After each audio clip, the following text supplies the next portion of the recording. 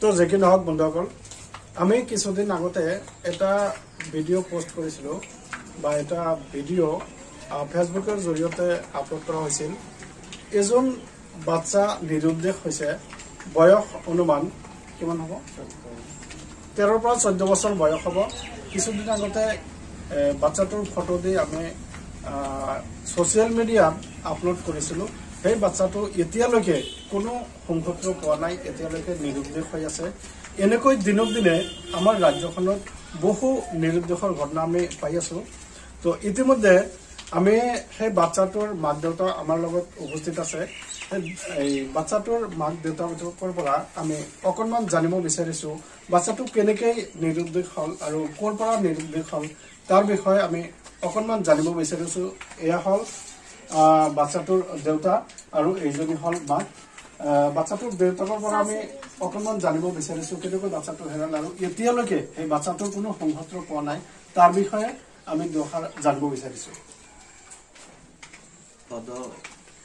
বাকী ৰাইজক মই কৰজৰ অনুৰোধ জনাওঁ, আজিৰ পৰা 5 দিনমান আগত 19/4/2025 মোৰ ঘৰৰ পৰা মোৰ দুই ভাতিজা আৰু মোৰ ল'ৰাটোক লৈ মই লগতাৰত লৈ গৈছিল ঘূৰিবৰ কাৰণে। যোৱাৰ পিছত তাত চাহ খোৱাৰ কাৰণে অলপ বিৰতি লৈছিল। তাত চাহ খাই আছিলে, তেতিয়া তাৰ পৰাই মাজৰ পৰাই ল'ৰাটো নাইকিয়া হৈ গ'ল। তাৰপিছত মই থানাত যাই মিচিং এণ্ট্ৰি দিছোঁ। দিয়াৰ পিছত এতিয়ালৈকে ইলেকশ্যনৰ ব্যস্ততাৰ কাৰণে মানুহ সোধা পোছা ভাল কৰি কৰিব পৰা নাই। মই ভাবোঁ এতিয়া ইলেকশ্যন পাৰ হৈ গৈছে, এতিয়া আমি বিচাৰিম আৰু পুলিচক মিচিং এণ্ট্ৰি দিছোঁ, এতিয়ালৈকে তাৰ পৰাও আমি কোনো অনুসন্ধান পোৱা নাই। মই ৰাইজক অনুৰোধ জনাওঁ যে মোৰ ল'ৰাজন যদি কোনোবাৰ চকুৰ দৃষ্টিত পাইছে মোক জনাব, মোৰ ফোন নম্বৰো দিয়া আছে। আৰু মোৰ ল'ৰাটো আৰু এটা যে ল'ৰাজনে কথা ক'ব নোৱাৰে, গুংগা, আৰু থেৰাপি অলপ আছে, মানে য'ত গৈয়ে থাকে, ঘৰলৈ ঘূৰি নাহে। ইয়াৰ আগতো এবাৰ ঘৰৰ পৰা ওলাই গৈছে। আমি জুবিৰোপা থানাৰ পৰা আমি জানিব পাৰিলোঁ যে মোৰ ল'ৰাটো ৰাতি তাত ভলণ্টিয়াৰে ধৰিছে। তো তাৰ পৰা আকৌ ৰেফাৰ কৰিছে কোকৰাঝাৰ কয়লামলাত। তাৰপিছত মই ৰাতিপুৱা যাই তাৰ পৰা লৈ আহিছোঁ। মোৰ ক'ব লগা এইখিনি, মই কৰজোৰ অনুৰোধ কৰোঁ ৰাইজক যে যদি কোনোবাই অনুসন্ধান পায়, আমি বহুত চিন্তিত। আজি 23 দিন হ'ল কোনো অনুসন্ধান পোৱা নাই ৰাস্তা ঘাটত, বা যদি ক'তবা কিবা হৈও আছে, তথাপি আমি অনুৰোধ জনাওঁ যে আমাক ফোনৰ যোগেদি জনাব।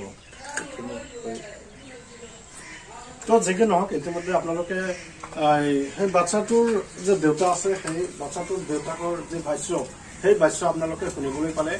চাওক, এই কেঁচুৱাৰ বা বাচ্চাৰ ল'ৰা ছোৱালীৰ মৰম কেৱল মাত্ৰ মাক দেউতাকেহে গম পায় আৰু পৃথিৱীৰ কোনেও গম নাপায়। যিমান ল'ৰা ছোৱালী আছে বা যিমান মাক দেউতাক আছে, সকলো মাক দেউতাকে কিন্তু নিজৰ ল'ৰা ছোৱালীক কিমান মৰম কৰে সেইটো আৰু ক'ব নকলেও মানে হ'ব আৰু কি। আৰু বিশেষকৈ এটা কথা আপোনালোকক জনাম, বাচ্চাটো কিন্তু কথা ক'ব নোৱাৰে, কোনো মাত মাতিব নোৱাৰে, কথা ক'ব নোৱাৰে। তো এনেকুৱা অৱস্থাত বাচ্চাটো ক'ত আছে, কেনেকৈ আছে, এতিয়ালৈকে এই আপোনালোকে মাক দেউতাকক দেখিবলৈ পাইছে।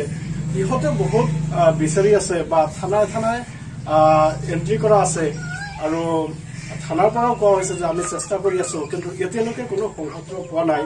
তো যি কি নহওক, আমিও এই ভিডিঅ'ৰ জৰিয়তে সমগ্ৰ অসমবাসীক আমি অনুৰোধ জনাম, যদি কোনোবা ব্যক্তিয়ে দেখা পায় অতি সোনকালে এই ভিডিঅ'ৰ জৰিয়তে এটা কণ্টেক্ট নম্বৰ দিয়া থাকিব। এই কণ্টেক্ট নম্বৰত সকলোৱে যোগাযোগ কৰি বাচ্চাটো আমাৰ এই যে মাক দেউতাক আছে ইহঁতক জনাব বুলি আমি আশাবাদী। তো এইখিনিকৈ ভিডিঅ'টো ইমানতে সামৰিছোঁ।